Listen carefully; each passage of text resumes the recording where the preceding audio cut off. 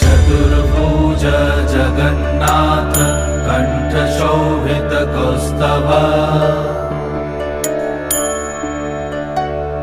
Padmanabha Vedgarbh चन्द्रसूर्य विलकरा